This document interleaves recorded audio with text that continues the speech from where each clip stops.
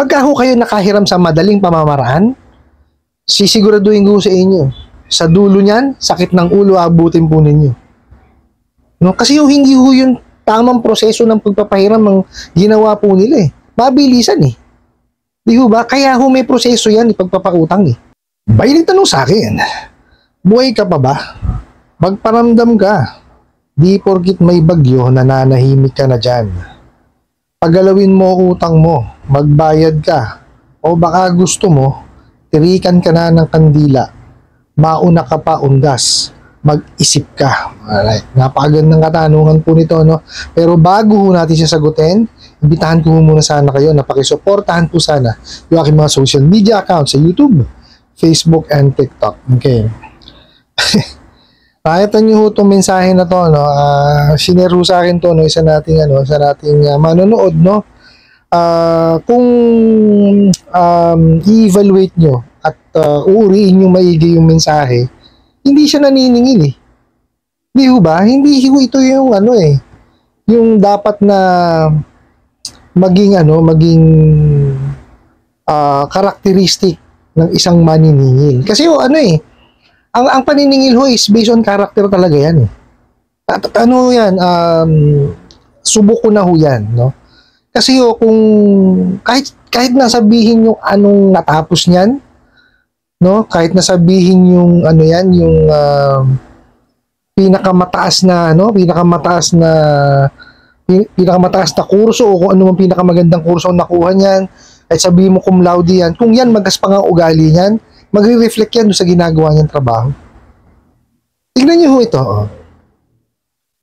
Ang maniningil ho, hindi magpapadala ng ganito. Napaka-insensitive eh.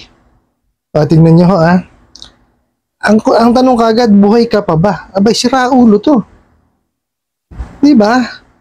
Tapos, magparamdam ka daw. Di daw porkit may bagyo, mananahimik na lang. Nakita nyo, napaka-insensitive.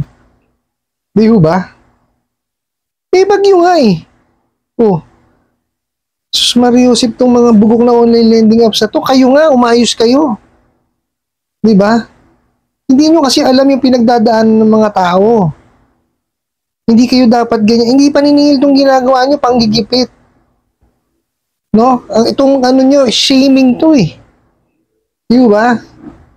Dinadagdag nyo pa yung yung problema. Kumbaga, may problema na nga sa kalamidad ngayon. Diba? Nagkabagyo, marami na pinsala, marami hong nabuwis ang buhay. Tapos babanat lang kayo ng ganyan. Diba? Napaka-insensitive nyo. Tama ba sabihin yung hindi di porkit may bagyo, nananahimik ka na lang dyan. Alam mo ba nangyayari dun sa buhay ng tao?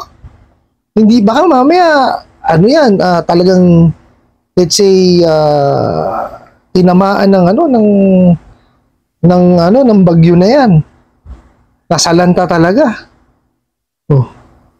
Hindi ho ganyan ng paniningil. Kailangan sa paniningil ho, sensitive ka sa tao. No? Dapat yan, payment options ang pinaiiral mo. Naglalatag ka ng mga pupwede mong ilatag na mga payment options, no, para siya ay makabayad. Matulungan nyo. Hindi yung ganyan. Kayo ng kamote. Puro talaga kayo bugok.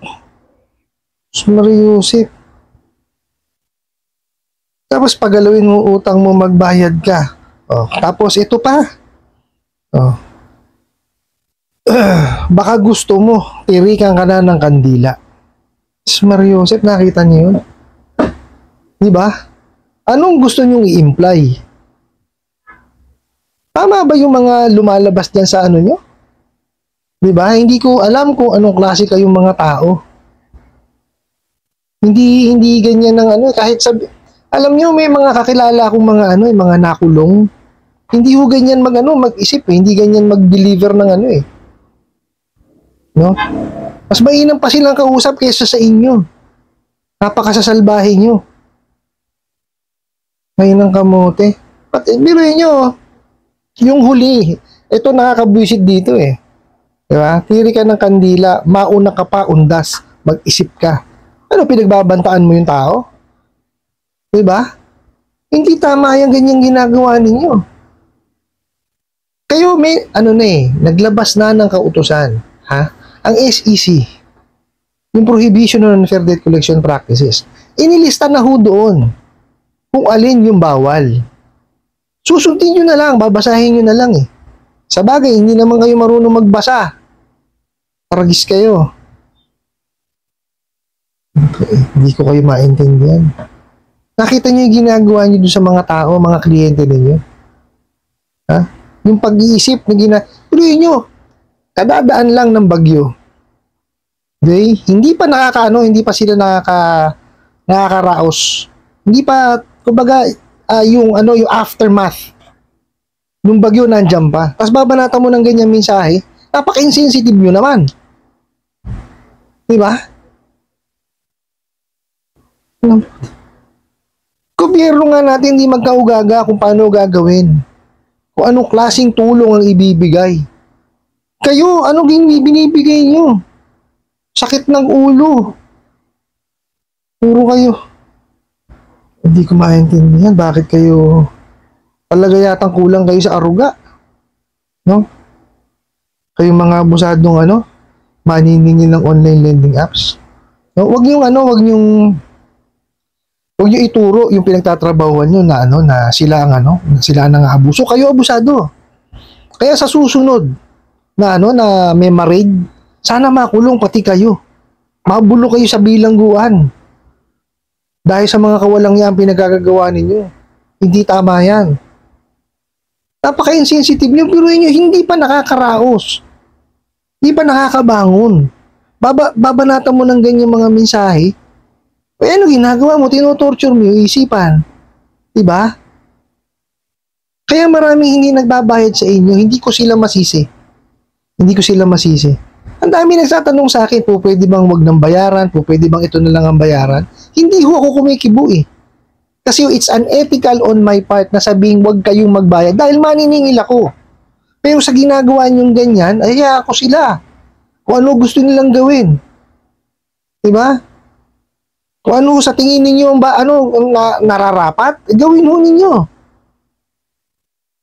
No? Kung sa tingin ninyo yung inaiisip nyo ang kasagutan para kayo kahit papaano man lang maibsan yung inyong nararamdaman, gawin nyo. Di ko ipipigilan. Basta ako, ang stand ko, mag-ipon, magbayad. Tapos wag nyo na ho silang mautangan. Ngayon, kung meron pa ho kayo naiisip na iba na sa tingin nyo, yun ang nararapat para sa kanila, nasa sa inyo yan. Okay? Pero make sure po na naaayon ho ito dun sa batas. Okay? Kagaya ho, di ba meron tayong ceiling on interest rate. O di, yun lang ang bayaran ninyo. O ayun ho sa ceiling on interest rate, pagka po 10,000 pababa at hindi lalagpas sa 4 na buwan ng termino, yun lang ho 15% ang interest per month. O di yun lang ang bayaran ninyo. Pagka lumagpas ho ng 1 buwan, let's say na-delay kayo ng 1 buwan. O let's say kasi pag na-delay ho kayo ng 1 araw, bilang ho niya 1 buwan eh.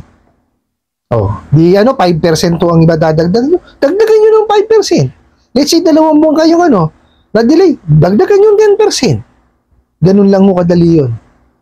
Huwag nyo hong stressin ang sarili po ninyo. Kung kung sa tingin ninyo wala pa kayong pambayad. Okay? Pag-ipunan nyo, tsaka nyo bayaran. Ngayon, ito lang ho yan, hindi ko ho kayo ini-encourage, na mangungutang kayo dyan, tapos hindi nyo babayaran. Hindi ho. Okay?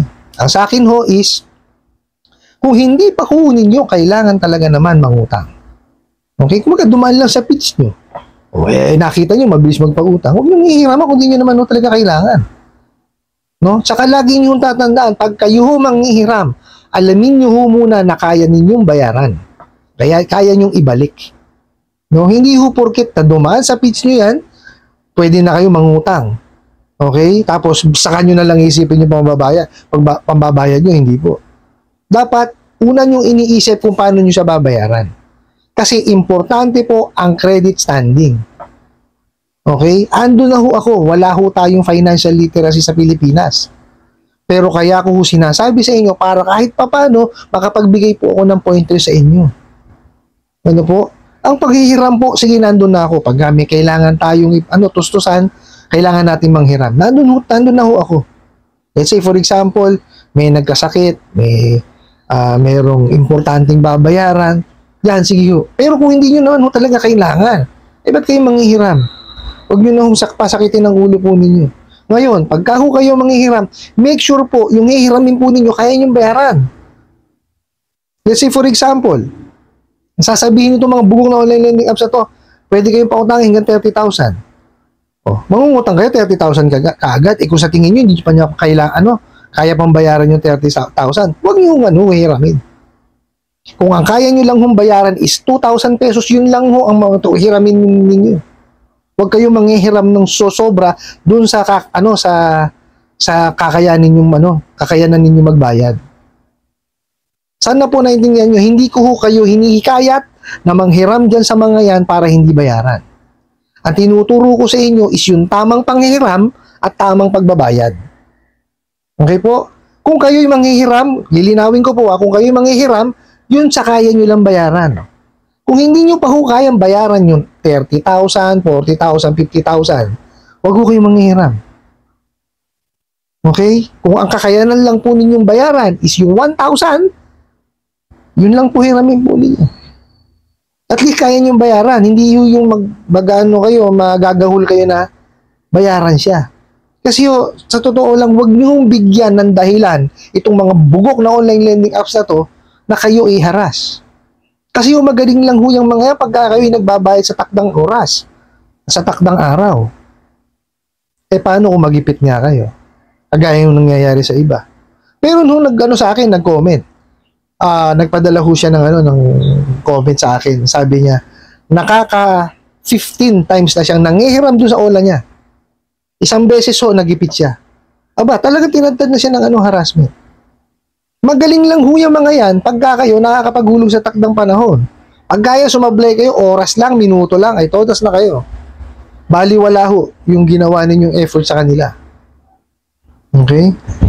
Hindi ho mapapakiusapan yan dahil wala ho silang ilatatag sa inyo na payment option.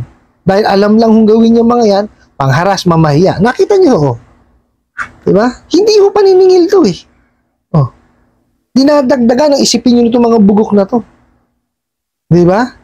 So, bakit ho nyo, ba't nyo pagtsatsagaan na ganyan? Diba? Wag nyo hong, kumbaga, kasi ganito yan eh.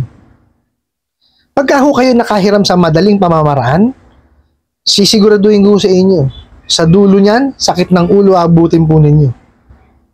Kasi hindi ho yung tamang proseso ng pagpapahiram ang ginawa po nila eh. Mabilisan eh.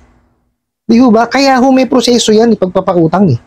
With investigation, verification, evaluation, decision. Okay? Tsaka tapos pagka-decision, ibibigyan ka ng offer. Pagka tinanggap mo, i-explain sa'yo. Tsaka kayo magpipirmahan ngayon ng kontrata. Ganun no. Di po ba? Itong mga to, download, bibigay kayo ng access. Bibigay kayo information, disburse. Hindi man lang sinabi na 7 araw lang. Masakit yan kasi nga hindi in-explain eh. Di nangyayari yun, nagkakabulagaan. Di ba? Hindi nyo alam ngayon na 7 days lang pala yung demonyo utang na yan. Kasi hindi pang karaniwan eh. Tayo dito sa Pilipinas, sanay tayo, it's either 15 days, 30 days, di po ba? 45 days, 6 months, 1 year, 2 years, 3 years, 4 years, hanggang 5 years ang utang. Di sa kanila, 7 days. Anong klase yan? Diba? Kaya ho nagkakabaon-baon sa utang dahil sa ganyan. Hindi ho alam yung nagiging obligasyon. Kasi hindi nyo alam na 7 araw lang. Kung alam nyo, tatanggapin nyo ba yan? Kaya nga ho ginawang batas ang The Truth in Lending Act. Importante ho yan. Kasi kailangan malaman nyo yung inyong obligasyon. Pag hindi nyo ho alam ang obligasyon ninyo, parang ho kayong naglalakad sa dilim nun. Kapa kayo ng kapa. Hindi nyo alam, malalaglag na pala kayo. Ganun ho nangyayari sa inyo sa mga abusadong ola. Oh, ipinasok kayo sa sa kwarto, pinatayan kayo ng ilaw pagka dilim-dilim. Ganun na nangyayari. Oh, kaya huwag niyo na tangkain pa na manghiram ulit yan. Kung may nahiram kayo, pag-ipunan, bayaran para matapos at huwag niyo na silang tangkilikin. Ganun lang ho siya. Kasi hindi worth it yung matatanggap yung pera doon sa kapalit na harassment na marireceive po ninyo. Kasi magkakaroon kayo ng anxiety, depression. Oh, yan ho, napakahirap doon. Yung mental torture na ginagawa nila. Tsaka yung emotional stress. Hindi ko kayang palitan yan. No, may mga taong hindi nakaka-recover dyan. Kaya wag nyo na hong wag nyo na siyang wag nyo silang tangkilikin. Iisipin, wag nyo isipin. Sa totoo lang. Pilitin nyo na lang hong makaraos dyan. Tapos wag nyo na silang intindihin. Ano po? I hope nasagot ko po itong katanungan na to at sana po'y makatulong. Maraming salamat po sa inyong walang sawang pagsuporta at panonood sa aking mga videos. Maraming salamat po sa inyong pag-like, pag-share, pag-comment at pagtatanong.